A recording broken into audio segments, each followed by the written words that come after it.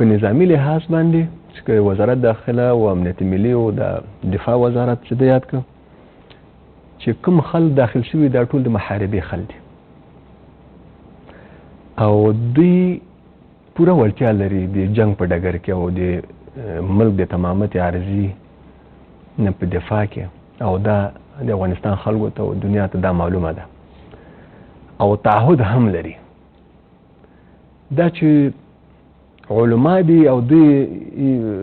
نظامی نه بولي نو هغه